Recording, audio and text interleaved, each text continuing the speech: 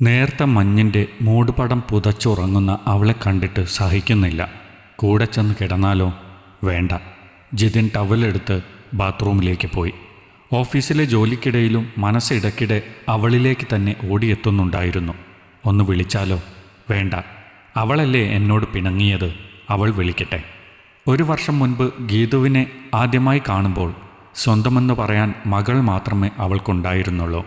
ഭർത്താവിൻ്റെ കാര്യം ചോദിക്കുമ്പോൾ മാത്രം എന്തെങ്കിലും പറഞ്ഞവൾ ഒഴിഞ്ഞു മാറി. പിന്നീട് തൻ്റെ ഫ്രണ്ട് വിശാൽ വഴിയാണ് അവളെപ്പറ്റി കൂടുതൽ അറിയാൻ കഴിഞ്ഞത്. പ്രണയം വന്ന് കണ്ണു മൂടിക്കെട്ടിയപ്പോൾ നന്ദഗോപൻ്റെ ഒപ്പം ഇറങ്ങിത്തിരിച്ചവൾ.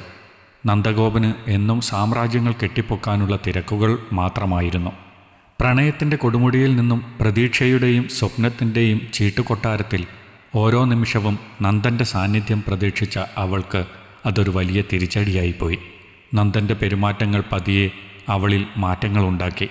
വിവാഹശേഷവും മിക്കപ്പോഴും അവൾ ആ പ്രണയലോകത്ത് തന്നെയായിരുന്നു. പ്രതീക്ഷകൾ ഓരോന്നായി വഴിമാറി. സ്വപ്നങ്ങൾ യാഥാർത്ഥ്യങ്ങളുമായി പൊരുത്തപ്പെടാൻ തുടങ്ങി. യാത്രകളുടെ നീണ്ട ഇടവേളകളിൽ നന്ദൻ ഇടയ്ക്കൊക്കെ വന്നു പോകുമ്പോൾ വീണു കിട്ടുന്ന നിമിഷങ്ങൾ. എങ്കിലും സ്നേഹം തുളുമ്പുന്ന ഒരു വിളിക്കായി അവളുടെ കാതുകൾ കൊതിച്ചു.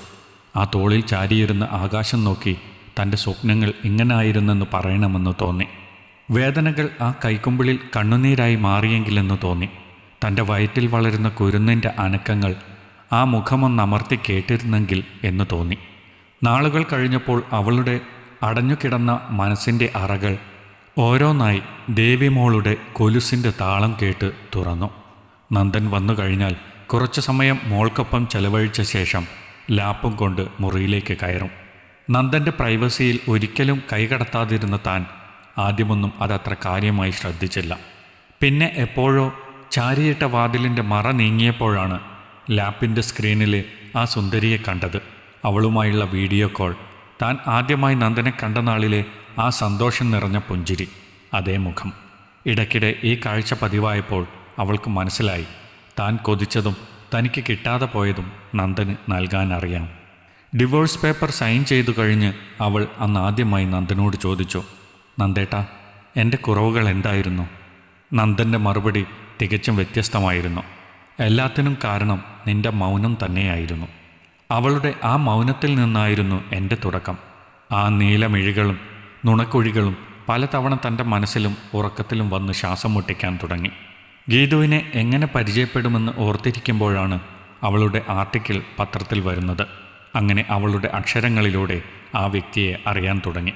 പിന്നെ എങ്ങനെയോ പാടുപെട്ട് അവളുമായി വലിയ ചങ്ങാത്തമായി. അങ്ങനെ MBA-കാരിയായ അവളുടെ പ്രൊഫഷണൽ സ്കില്ല് അറിഞ്ഞതും തൻ്റെ കമ്പനിയിലെ മാനേജിംഗ് പോസ്റ്റിലേക്ക് അവൾ വരുന്നതും ഒരുപാട് നാളത്തെ കാത്തിരിപ്പൊന്നും മനസ്സ് അനുവദിച്ചില്ല. മകളെ തൻ്റെ ജീവിതസഖിയായി വേണമെന്ന ആഗ്രഹം മാതാപിതാക്കളുടെ അനുവാദത്തോടെ വിവാഹമായി മാറി. എങ്കിലും ഒരിക്കൽ പോലും ഒരു ഭർത്താവിൻ്റെ അധികാരം ജിതിൻ അവളുടെ നേർക്ക് കാട്ടിയിട്ടില്ല. എല്ലാം ഷെയർ ചെയ്യാൻ ഒരാൾ, അത്രയേ അപ്പോൾ അവളും ആഗ്രഹിച്ചുള്ളൂ. ആ ഇടയ്ക്കാണ് കമ്പനിയുടെ പ്രോഫിറ്റ് ആൻഡ് ലോസ് കൺട്രോൾ ചെയ്യാൻ വേണ്ടി മാനേജിംഗ് പാനലിലേക്ക് അഭിലാഷ് ജോയിൻ ചെയ്തത്. ഒരു നീണ്ട ഇൻ്റർവ്യൂവിന് ശേഷം അഭിലാഷിനെ സെലക്ട് ചെയ്തത് ഗീതു ആയിരുന്നു. അഭിലാഷിനെ ഒന്നും പഠിപ്പിക്കേണ്ടി വന്നില്ല. സ്റ്റാർട്ടിങ്ങിൽ തന്നെ സ്മാർട്ടായി മറ്റ് സ്റ്റാഫുകളേക്കാൾ മുൻപിലെത്തിയ അഭിലാഷിനോട് എല്ലാവർക്കും വലിയ അസൂയയായിരുന്നു. അഭിലാഷിൻ്റെ ഗീതുവിനോടുള്ള പെരുമാറ്റം കണ്ടാൽ ഗീതു അഭിലാഷിൻ്റെ ആരോ ആണെന്ന മട്ടിലായിരുന്നു.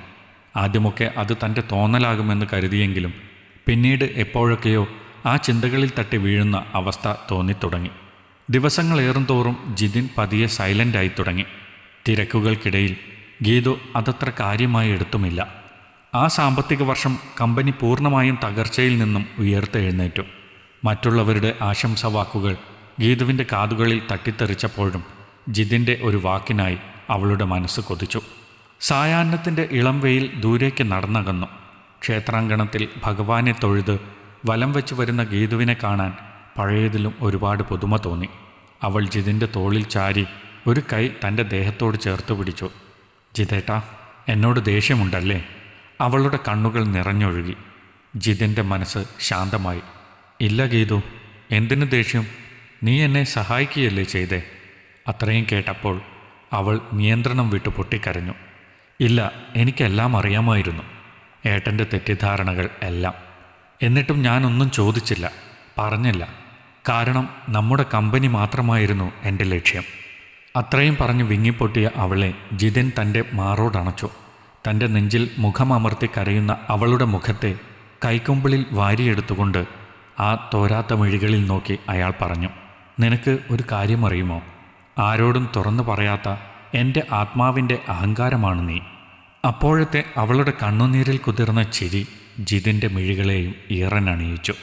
തിരികെ വീട്ടിലേക്കുള്ള യാത്രയിൽ പരിഭവം പറച്ചിലും പിണക്കങ്ങളുമൊക്കെയായി ഓരോ നിമിഷവും ഇരുവർക്കുമിടയിൽ അലിഞ്ഞില്ലാതായി. ബെഡ്റൂമിലെ മനോഹാരിതയിൽ ജിതിൻ്റെ കണ്ണുകളിലെ പ്രണയം തന്നെ വീണ്ടും ആ നെഞ്ചിലെ ചൂടേറ്റു കിടക്കാൻ പ്രേരിപ്പിച്ചു. ഗീതു, ദേവിമോളെ കൂടാതെ നമുക്ക് എത്ര കുട്ടികൾ വേണം?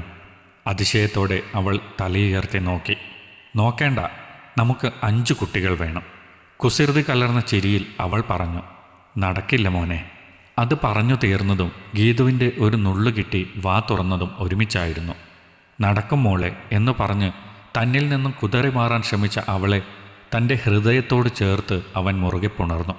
രാവിലെ ഓഫീസിൽ പോകാൻ നേരവും വീട്ടുകാര്യങ്ങളിൽ തിരക്കിട്ടു നടക്കുന്ന ഗീതുവിനെ കണ്ട് മനസ്സിലാകാത്ത മട്ടിൽ ജിതിൻ നോക്കി.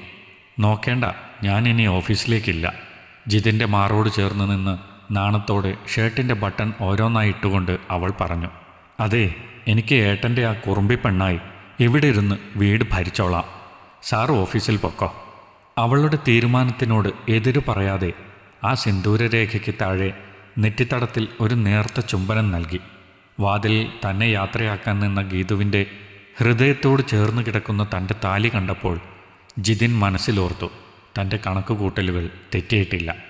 ഇതുതന്നെയാണ് ഭാര്യ. ഇനിയുള്ള തൻ്റെ ലോകവും അവളിൽ തന്നെ. ലോകത്ത് 1000 കാമുകിമാർ ഉണ്ടായാലും സ്വന്തം ഭാര്യയുടെ സ്നേഹം അനുഭവിക്കുന്നത്ര സുഖം മറ്റൊന്നിനുമില്ല. അവളോട് യാത്ര പറഞ്ഞ് ജിതിൻ്റെ കാർ പതിയെ റോഡിലേക്കിറങ്ങി. ഈ കഥ നിങ്ങൾക്കിഷ്ടമായെങ്കിൽ ലൈക്ക് ചെയ്യൂ. നിങ്ങളുടെ അഭിപ്രായങ്ങൾ കമൻ്റായി രേഖപ്പെടുത്തൂ. കൂടുതൽ കഥകൾ കേൾക്കാൻ ഈ ചാനൽ സബ്സ്ക്രൈബ് ചെയ്യൂ.